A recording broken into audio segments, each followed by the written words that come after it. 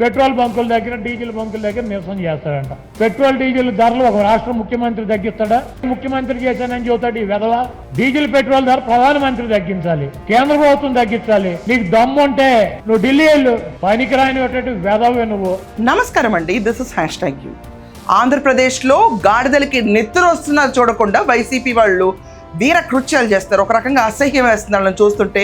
ఎక్కడ గొడ్డలి ఇలాంటి మాటలు గన్నులు మాట్లాడుకునే ఈ పార్టీకి సంస్కృతి ఏంటో అర్థమవుతుంది. నిన్న గాడిదల పైన వాళ్ళు బైకులు పెట్టి ఊరేగిస్తుంటే గాడిదకి నెత్తురు వస్తున్నా పట్టించుకొని పైశాచికత్వం. ఫైన్. ఈరోజు అంబటి రాంబాబు చాలా మాటలు మాట్లాడాడు. అతనికి నేను స్ట్రైట్ ఆన్సర్ ఇద్దాం అనుకుంటున్నాను. ఈ షో మనం ఇప్పుడు పెట్రోల్ హైక్ డీజిల్ హైక్ మీద నడుస్తుంది.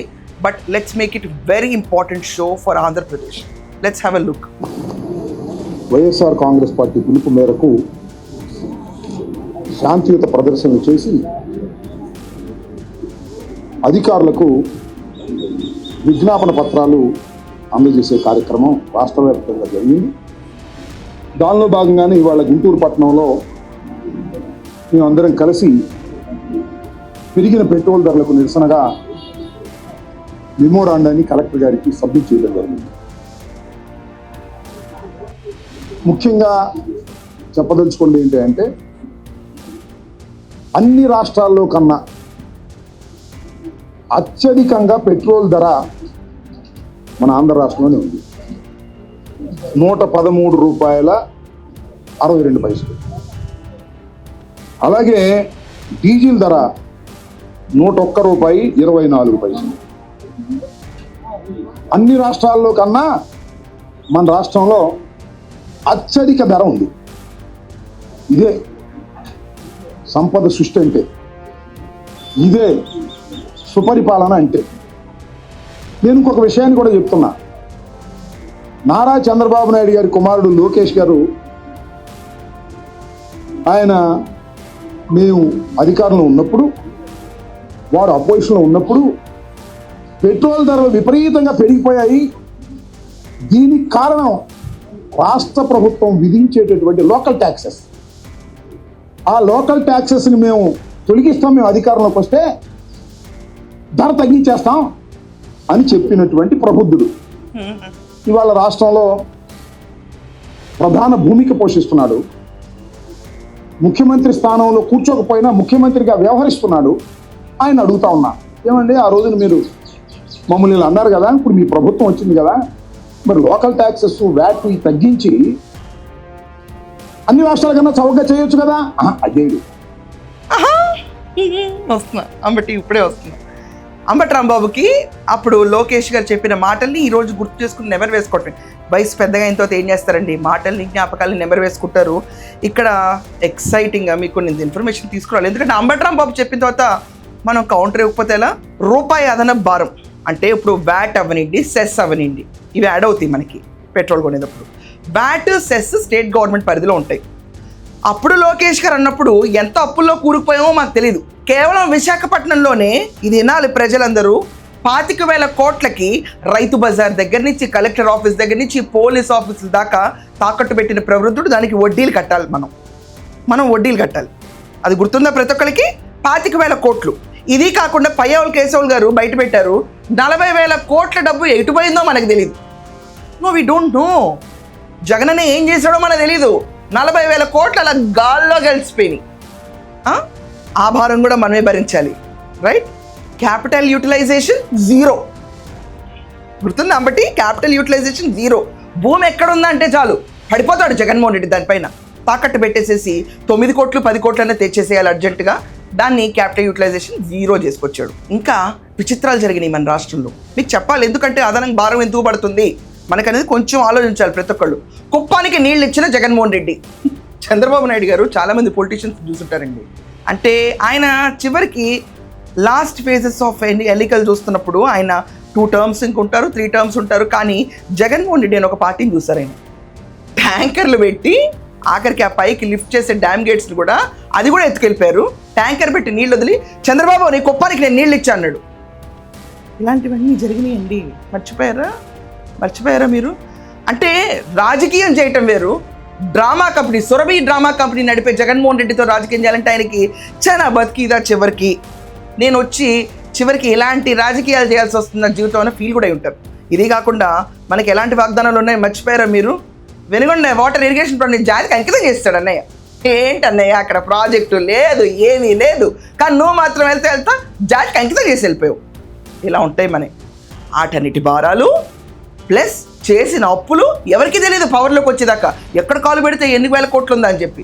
అదంతా తెలుసుకున్న తర్వాత ప్రజలపైనే భారం పడుతుంది. ఎందుకంటే నోరు వాయా లేకుండా ఓట్లేసారు చూడు నీకు 151 స్థానాలు కాబట్టి ఈ పార్టీకి ఇదే ఉంటుంది. శభాష్.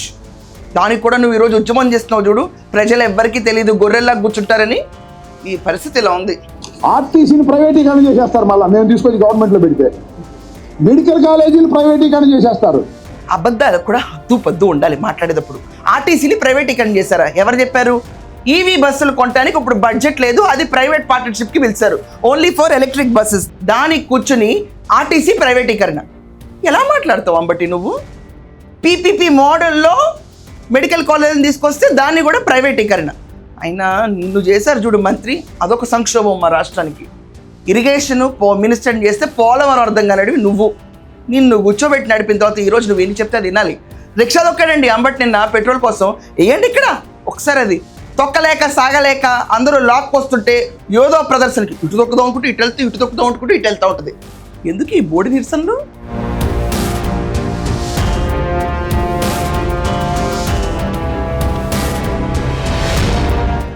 లోకేష్ గారి నాయకత్వంలో.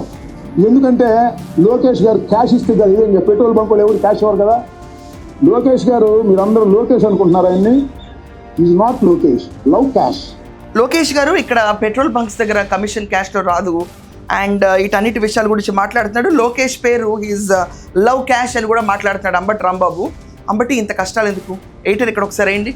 జగన్మోహన్ రెడ్డి నడుము ఎలా వంగుద్దో దండం పెట్టడానికి మోడీకి.